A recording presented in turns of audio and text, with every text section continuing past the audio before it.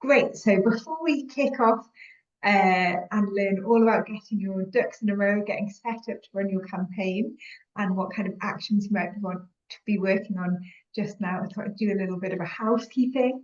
I think you're probably all familiar with the work that we do, but we're Elect here, and we work to support women in all dimensions of political life, but in particular, in this case, women standing for election. We're so excited that you're putting yourself forward as candidates, whatever election that is. We'd love to give you a moment to introduce yourselves in a second.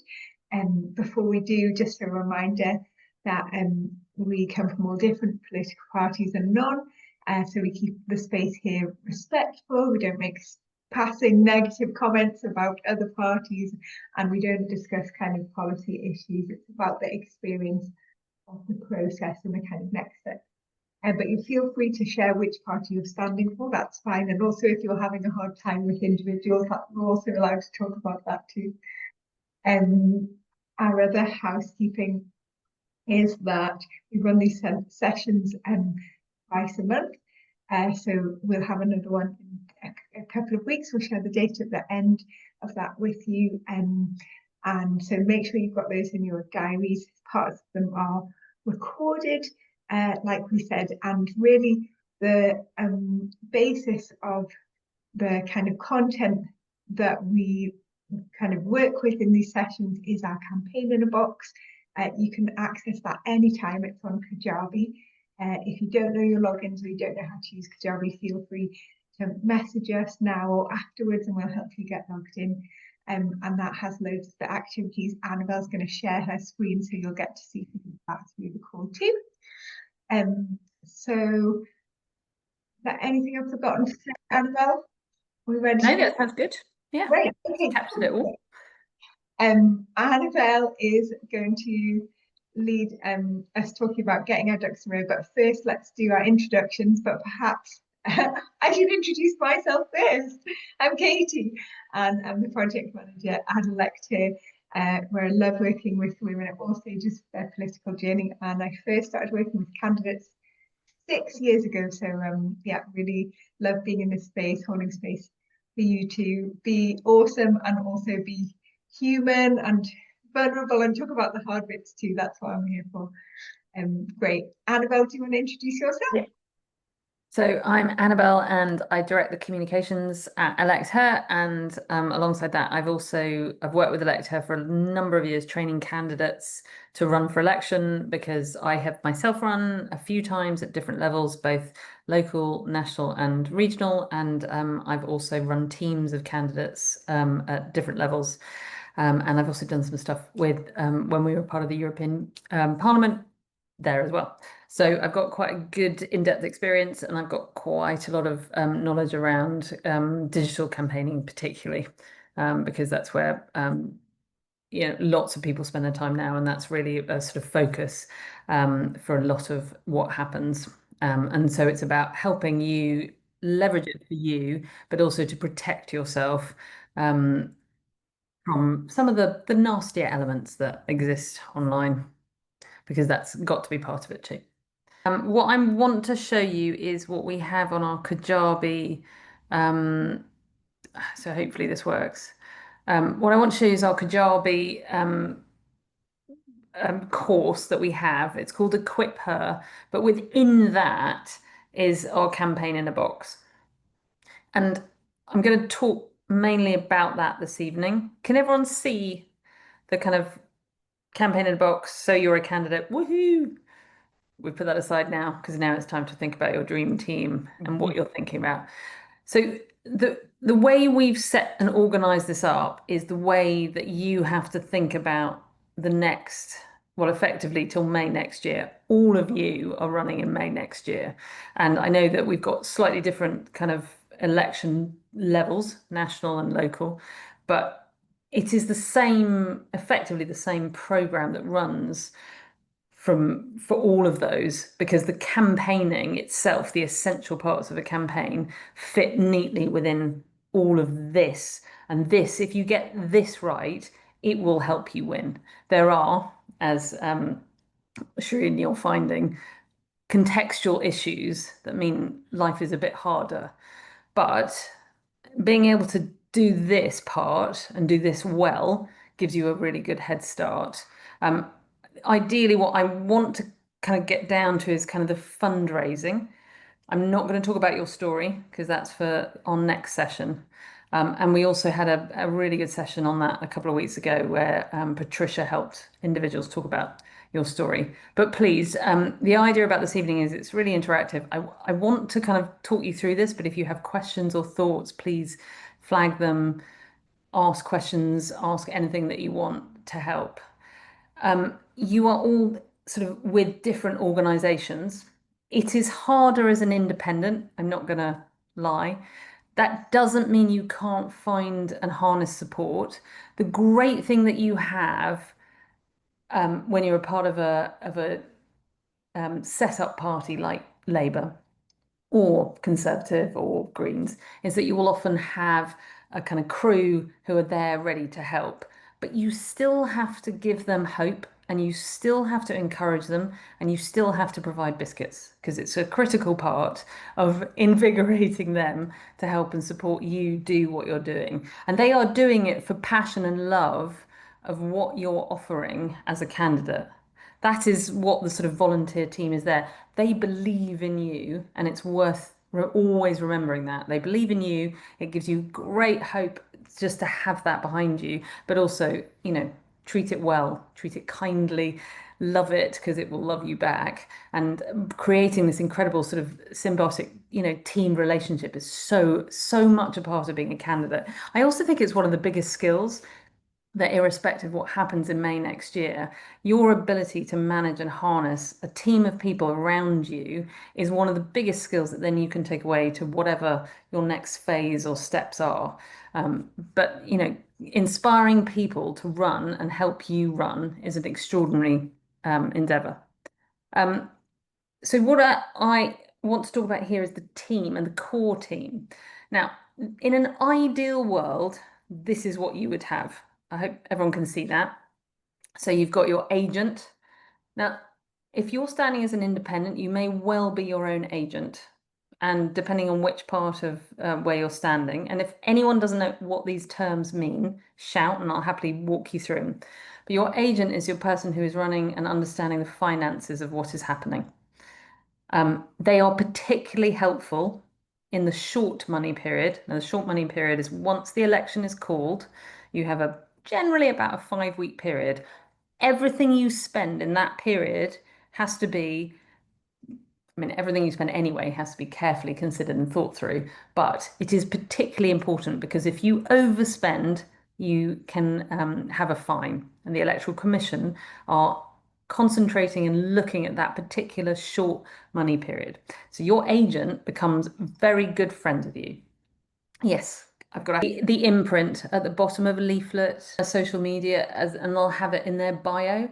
You don't actually have to have it in your bio. It's about the letter of the law is, can somebody find out who your agent is? Can somebody complain if they see something that they feel is inappropriate? Or can somebody get in touch? And is there a chain of evidence that they can come back to, an individual that they can speak to if they're questioning something about your campaign? And that's really kind of how it's written out. That's the idea around it. So you've got to be able to, there's always got to be this thread where somebody can go, I've seen that, that is from this person.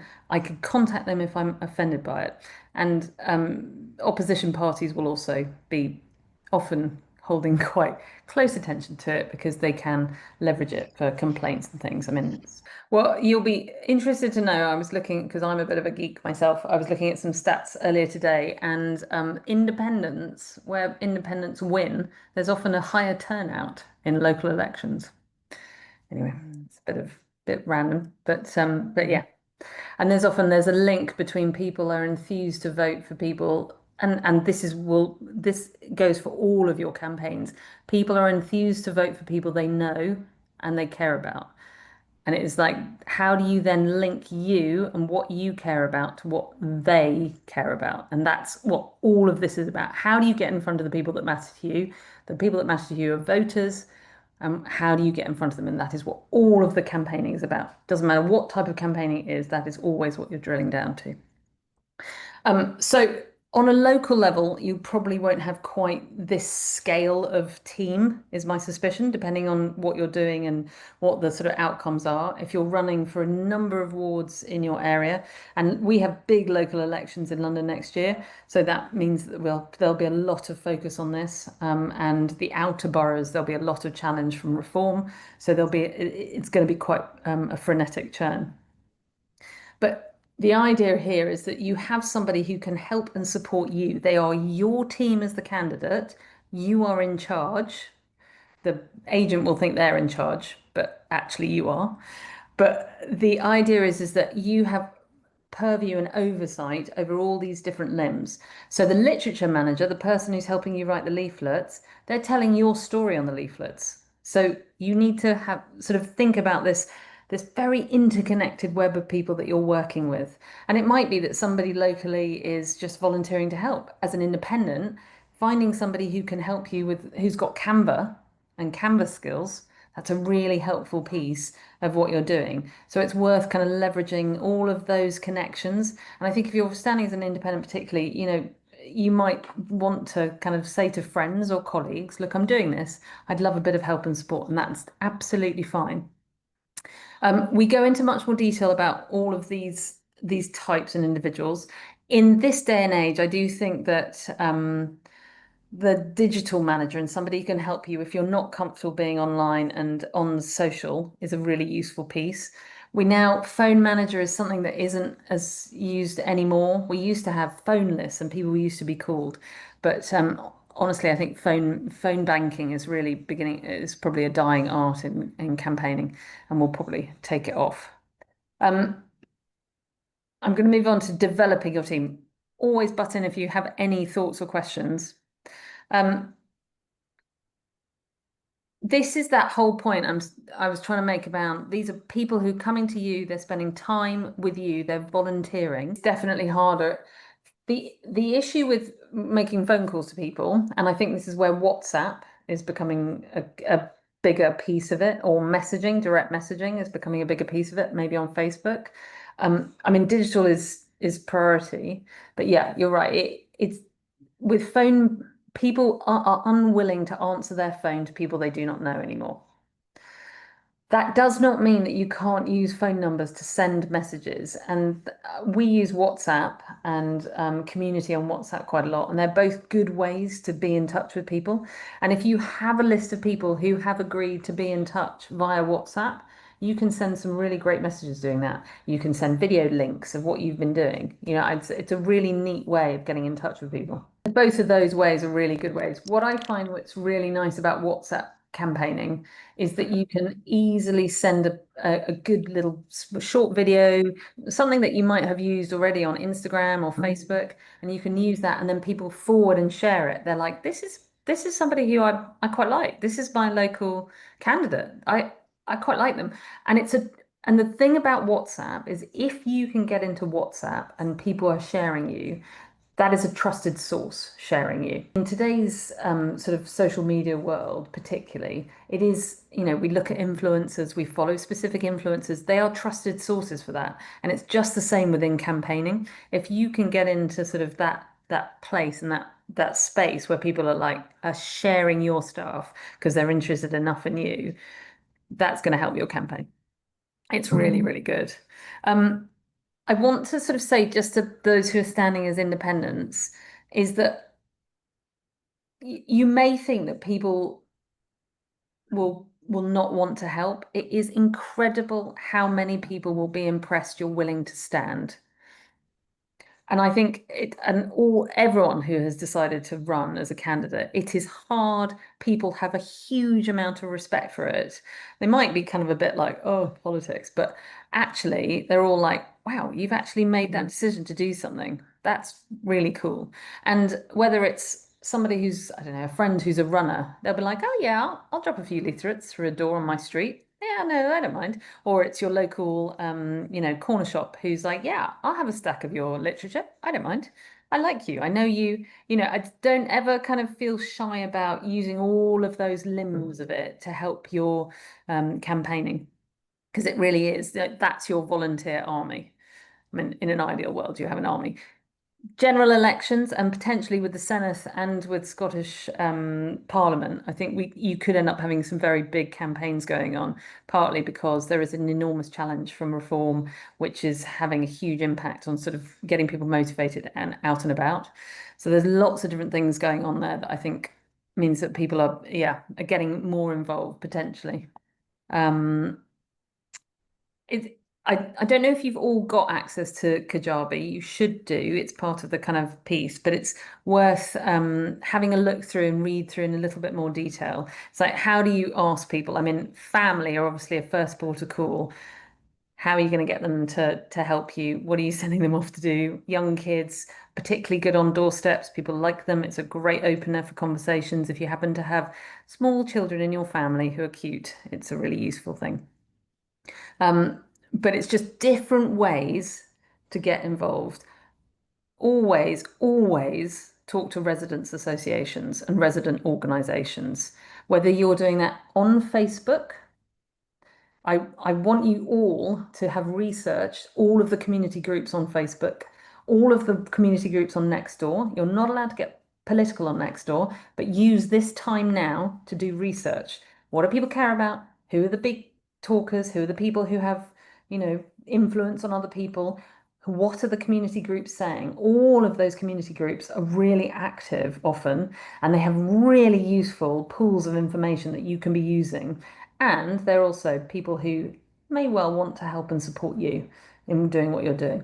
My view is if you've decided to, and you will know your street what's tone and feel is, but if you're standing as a local councillor, people will want to know that because if they know you, they'll Mm, probably want to support you rather than not, unless mm, they take great offence to something that you have campaigned for that they dislike intensely. But they will probably not share that with you on that WhatsApp group. They may do something else with it. But I would think a very kind of like, I'm really, I'm excited to be standing. As you know me, I love this community and I really want to work hard for it. I totally get this is a non-political WhatsApp group, but I just wanted to make sure that you're all aware that I'm standing because it only, mm. it is only fair. I think people would be quite surprised if they then discovered that they walk into the voting booth and it's like, oh, I didn't realize she was. I think, Yeah. a thoughtfully worded, and you'll probably find some people there and will be like, oh yeah, no, I'm happy to come and help. I want to do something. They'll Mm, probably direct message you. They won't do it in the group, but you'll find that there's that kind of, under the radar support. Um, but yeah, I just carefully word it so that it's a bit like, and with next door, as soon as you are not allowed to be politically partisan within the groups, but you can be very caring and thoughtful in how you engage on next door, and you can do that a lot now. And I think that's really important. And I mean, I talked about this earlier with talked about doing a survey at this time of year because it's a really good time of year to do it. Next door, if you are doing a survey, I would share it on Nextdoor. I would share it on the Facebook groups. I would share it. This is a great way to, relay that sort of information. And it can harness hopefully some volunteers for your slightly bigger team. If any of you at local elections have a team this big, I'd be seriously impressed. Let me know. Take photos of your teams. Share photos of your teams on every single platform that you are on. Because if you don't share images, you didn't do it, despite the fact you did. Um, so we talk about finding your HQ. So this can be, and when you get to the short money period, and this is why an agent is also important, this can be, your sitting room or your, I don't know, garage or your shed or wherever it is that it's okay to store some stuff where you don't mind people coming in, and that may not be your home, it may be somebody else's, or it may be a place where people can just come together occasionally to meet because it is worth having a little bit of a focal point for people. When you're running general elections, you often find a generous person will give over a part of their house, and you will have people coming in the front door and going out the back door with stacks of leaflets, and you'll have mapped your constituency. And similarly, Map your ward out. I'll come to that in a little bit. But know your area and map and I have been and spoken to people on this street. I have emailed everyone on this street. I have sent a message. I have done some campaigning on the street. It's like that becomes a really key piece of what you're doing. But your headquarters, so whatever it looks like and whatever shape it is, now is a great time to have this sort of ready for, and it may not be that you're not starting serious campaigning until January. If you're doing local elections, this is a knowledge acquisition period, and this is a period to, do a bit more of a softly approach. I suspect if you're Senate and Scottish Parliament, you're a bit more on it because you have to be, because it's a bigger constituency and you're having to get out to a lot more people. But so what's your shape and space of your HQ? And is it easy to get to, and is it okay? Your agent, there will be a cost attached to this HQ at some point. Somebody, if they have gifted their front room or their garage, there's probably no cost attached to that. If you are using an office for somebody, there's a cost attached to that, and you will have to account for it as you get to the short money period in the 5 or so weeks just before the election. It's not something to worry about, but you just have to make sure that you account for it. But yes, what does this place look like? And it must, absolutely, I love it, plug for a kettle. Critical piece of any kind of campaigning is the ability to make people some hot drinks when they're a bit tired. A cup of tea, because we're very British. But yeah, that is very important.